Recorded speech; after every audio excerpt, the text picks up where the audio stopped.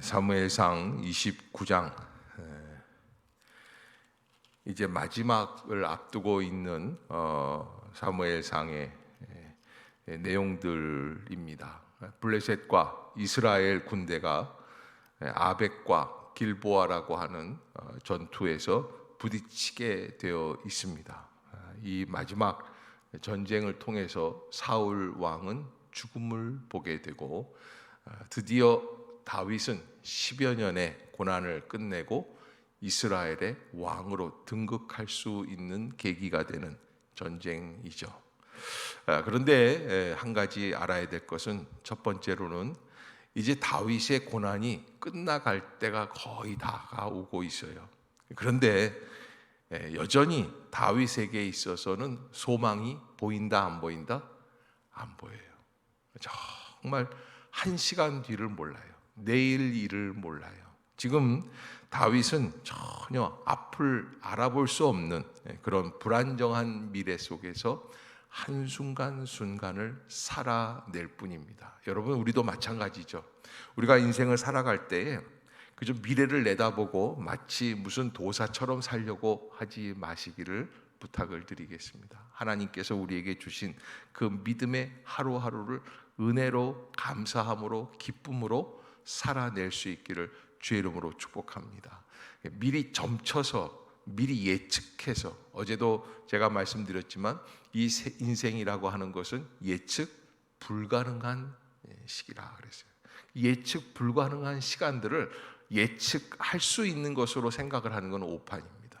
하나님께 맡기고 한 걸음 한 걸음 믿음으로 걸어가는 것이, 그것이 진정 우리의 온전한 믿음의 모습들이다라고 하는 것을 여러분들이 기억할 수 있기를 바라겠습니다. 오늘 블레셋 사람들과 그리고 사울 군대가 이제 맞부딪히는 이 순간에 있어서 하나님께서는 먼저 다윗을 감당할 수 있는 길로 인도하고 계시는 것을 보게 돼요. 그러니까 이 길보아 전투에서 다윗이 사라지게 되어 있습니다. 왜냐하면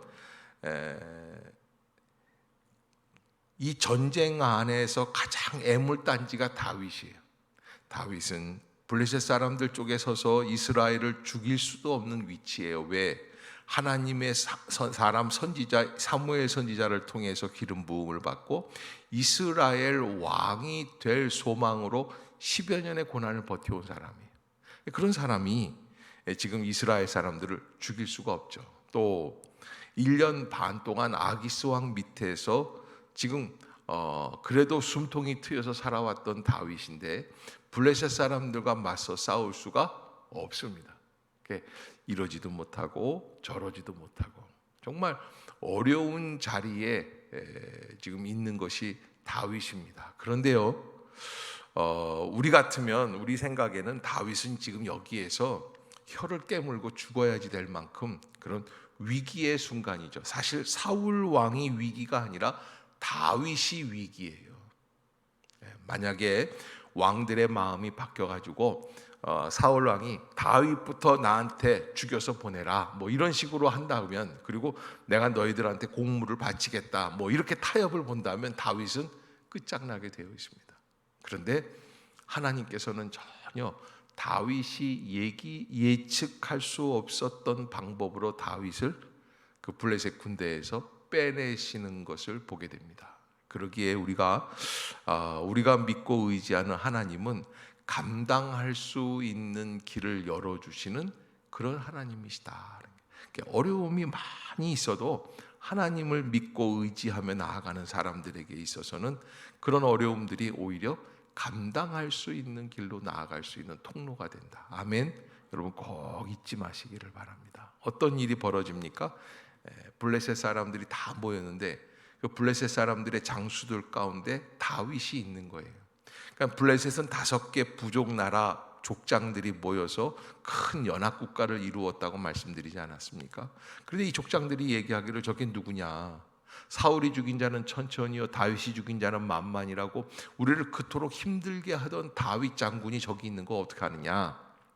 아기스 왕이, 내가 1년 반 동안이나 그를 내 밑에 데리고 있었는데 아기스는요 영웅심에 사로잡혀 있어요. 왜? 그 멋있는 다윗이 자기 수하에 들어왔다는 거예요. 그래서 막 뻐기면서 자랑을 합니다. 그런데 놀라운 거는 블레셋 장군들이, 나머지 네 장군들이 이 다윗을 용인하지 않아요. 허락하지 않아요. 이 사람이 전쟁터에 들어오는 것을 용인하지 않습니다. 절대 반대하는 거예요. 그러니까 이제는 또 누가 힘들게 됐냐면 아기스 왕이 힘들게 된 거예요. 이거 다윗한테 뭐라고 얘기를 해야 되나? 이거 뭐 싸우라는 말도 못 하겠고 또 그만두라는 말도 할 수가 없고, 그래서 겨우 다윗을 불러가지고 자기의 마음을 얘기하고 다른 4명의 왕들이 반대하니까 너는 이 전쟁에서 빠져라. 그런데 여러분 오늘 본문을 보면 알겠지만 다윗은 오히려 그만두라고 하는 아기스 왕 앞에서 이 얼굴 표정을 조절을 하는 걸 볼 수 있어요. 뭐라 그럽니까? 왜 내가 나의 주 당신을 위해서 싸우지 못하게 막습니까? 그리고 무슨 쇼 같은 것을 탁 하면서, 이 배짱이 보통이 아닙니다, 다윗이. 그렇게 얘기를 하면서도 속으로는 어땠을까요? 정말 큰 안도의 한숨을 쉬지 않았을까, 이렇게 볼 수가 있죠. 그렇게 해서 다윗이 그 전쟁터 한복판에서 다시 나와서 갈 수 있는 길을 열어주시는 하나님을 보게 되는 것이죠. 하나님은 우리에게 하나님의 말씀대로 순종하고 그 말씀대로 살아갈 수 있는 길을 열어 가시기를 하나님은 우리에게 바라고 원하고 계신다. 그러나 아무튼 이 다윗이 실수한 이 실수를 통해서 하나님께서는 또다시 새로운 역사를 만들어 가고 계시고, 그래서 하나님이 원하시는 이 다윗 왕족, 다윗 왕국, 이 다윗의 혈통, 그래서 예수 그리스도에 이르기까지, 그리고 그 믿음의 은혜의 혈통이 우리에게 이르기까지 주님은 그렇게 길을 열어가고 계신다라고 하는 것이죠.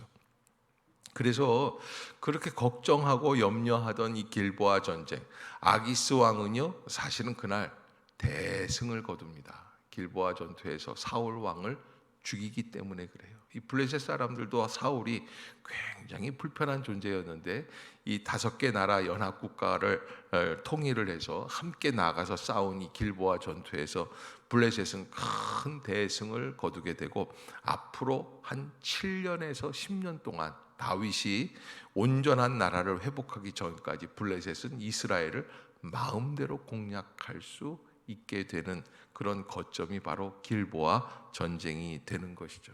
이 전쟁에서 그런 일들이 벌어지고, 드디어 또 한 가지, 3번째 마지막으로 사울 왕이 죽습니다.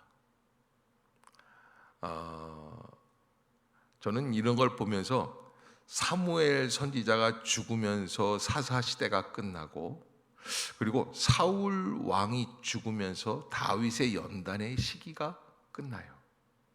그러니까 이게 사람을 통해서 시대가 바뀌어 나가는 것을 보게 되죠. 여러분, 우리가 하나님께서 우리에게 성령의 은혜를 부어 주실 때도 가장 중요한 핵심이 뭘까요? 여러분, 하나님이 우리에게 믿고 의지하고 나아가는, 결단하는 사람들에게 성령을 주시지 않습니까? 그런데 우리에게 주시는 가장 큰 성령의 역사의 목적이 뭐냐? 이전 것은 지나갔으니 보라 새 것이 되었도다. 복음에 있어서 가장 중요한 것은, 복음은 누구를 변화시킨다? 사람을 변화시킨다. 사람을 변화시키시는 가장 중요한 이유는 보라 새 것이 되었도다라는 거예요. 여러분, 우리가 하나님께서 우리에게 성령을 부어주시는 것은 우리가 죽지 않아도 새로운 존재, 새 시대를 열어갈 수 있는 새로운 믿음의 사람이 되기 때문에. 아멘. 그래서 여러분, 새롭게 결단하는 거예요. 마치 나는 옛사람은 죽고 새 사람이 사는 것처럼. 오늘 우리가 성경 암송한 구절이 바로 그런 구절 아닙니까? 내가 그리스도와 함께 십자가에 못 박혔나니 그런즉 이제는 내가 산 것이 아니요 오직 내 안에 그리스도께서 사신 것이라.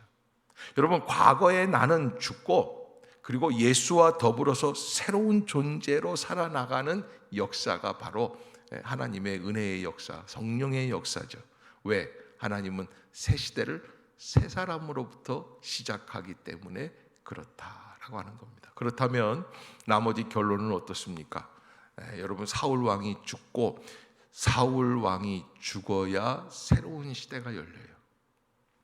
그것이 주님 안에서 우리에게 날마다 날마다 이루어져요. 그래서 사도 바울은 뭐라고 이야기를 합니까? 나는 날마다 죽노라 그래요. 그럼 무슨 얘기예요? 날마다 새로운 은혜의 새 역사를 바라보고 나간다는 거예요. 왜? 육체적으로 안 죽어도 새로운 시대를 열어갈 수 있는 방법이 어디에 있다고요? 내가 날마다 죽는 데 있어요. 회개하고 돌이키고 하나님 앞에서 다시 엎드려서 기도하고 간구하면 하나님은 새 시대를 열어갈 수 있는 길을 인도해 주시기 때문에. 그렇지 않으면 어떤 일이 벌어집니까? 오늘 이 29장에 나와 있는 사울의 운명처럼 사울은 드디어 40년 이스라엘 통치를 끝내고 어떻게 됩니까? 죽음에 이르게 됩니다. 이제 그 당당하던 사울 왕, 그러나 여러분, 이 전쟁에서 사울이 죽을 수밖에 없는 운명이 있는 것이, 첫 번째로 사울은 이스라엘 나라의 군대를 개발하지 못했어요. 왜 개발하지 못했습니까? 사울의 모든 관심은 어디에 있었다? 다윗을 죽이는 데 있었다. 지난 10년간 정말 하나님이 기회를 주셨어요. 그런데 그 기회를 통해서 사울은 오로지 다윗만을 추격하러 다니는 일에 신경을 곤두세우고 블레셋의 철기 문화를 도입을 해서 그 군대를 무장화시키는 데 게을렀었다라는 거예요. 두 번째 보면은 사울 왕은 하나님의 은혜의 기회를 다 허비하였어요. 회개하고 두 번이나 다윗이 사울을 살려주지 않습니까? 그때 어떻게 해야지 돼요? 깨달아야지 돼요. 돌이켜야지 돼요. 하던 일을 멈춰야지 돼요. 그리고 자기가 잘못하고 있다는 것을 알아야 돼요. 가만 내비둬도 다윗은 누구예요? 자기의 사위예요. 얼마든지 회복할 수 있는 길이 있어요. 그런데 사울은 끝까지 이 모든 칼자루를 누가 쥐고 있다고 생각하는 거예요? 자기가 쥐고 있다고 생각하는 거예요. 칼자루는 누가 쥐고 계세요? 하나님이 쥐고 계세요. 여러분, 우리의 인생의 칼자루를 누가 쥐고 계신다? 하나님. 아멘. 여러분 꼭 잊지 마세요. 내가 쥐고 있는 것 같아요. 내 돈인 것 같아요. 내 시간인 것 같아요. 내 자존심인 것 같아요. 내 비전인 것 같아요. 내 계획인 것 같아요. 아니에요. 우리는 다 지나가면 헛되고 헛된 인생밖에는 아니에요. 사울은 그 모든 기회를 다 놓쳐버려요. 마지막은 기회를 놓친 사람은 어떻게 됩니까? 여러분, 이게 이스라엘 셈, 기온 셈이라고 하는 이 셈 곁에서 길보아 전쟁이 벌어지는 이 전쟁터 안에서 사실은 400여 년 전에 승리를 꾀했던 사람이 있어요. 그게 누군 줄 아세요? 바로 기드온 용사예요. 기드온과 300명만 데리고 수십만 명의 블레셋과 싸워서 이겼던 자리예요. 어떻게 이겼습니까? 기드온은 오직 하나님만 바라봤어요. 하나님만 바라보고 나아가서 이겼던 그 기드온인데, 지금 사울 왕은 어떻게 됩니까? 사울 왕은 자기 자신에 충만하여 있으면서 멸망당할 수밖에 없는 일. 똑같은 자리인데 한 사람은 믿음으로 승리하고 한 사람은 완전히 패배하고. 그러기에 여러분, 장소가 중요한 게 아니고 정말 중요한 것은 내가 어떠한 존재냐, 내가 무엇을 추구하는 사람이냐. 사울 왕의 마음속에는 자기 자신이 가득합니다. 자기 자신이 가득한 자는 어떻게 됩니까? 멸망할 수밖에 없습니다. 나의 계획, 나의 생각, 이런 것들은 다 무너지게 됩니다. 우리가 붙들어야 될 것, 오직 하나님의 영광, 하나님의 뜻. 아멘. 여러분, 그런 것을 우리가 한 번 더 생각해 봐야 하는 부분이 29장. 그러나 이렇게 이제 이 30장에서 이 사울이 죽는데, 그럼에도 불구하고 아직까지 다윗에게 있어서는 소망이 하나도 안 보인다. 요즘 애들 말로 보면 일도 안 보이는 거예요. 정말 어려운 가운데 그리고 이 29장 지나서 30장에서 더 큰 어려움이 사실은 다윗을 기다리고 있어요. 이게 뭐예요? 마지막 고비예요. 요거를 지나가면 다윗은 이스라엘 왕이 될 수 있는 길이 열리게끔 되어 있어요. 항상 조심해야지 될 게 그 마지막 고비는 항상 있어요. 그러기에 우리가 하나님 앞에서 블레셋과의 전쟁에서 자기가 다윗이 살아나오지 않습니까? 얼마나 대단합니까? 이게 참 신묘막측한 하나님의 은혜예요. 그래서 막 기뻐하는 그 순간에 다윗을 향하여서 엄청난 고난이 다가오게 돼요. 여러분, 우리가 하나님 앞에서 그러기에 오늘 7월 1일입니다. 깨어 기도하며 믿음으로 시작하는 그런 7월의 첫날인데 하나님 나의 마음을 열어주시고 하나님의 영광, 하나님의 뜻, 하나님의 은혜만을 바라보게 하여 주시옵소서. 믿음으로 승리할 수 있는 그런 복된 심령들이 다 되시기를 주의 이름으로 축복합니다.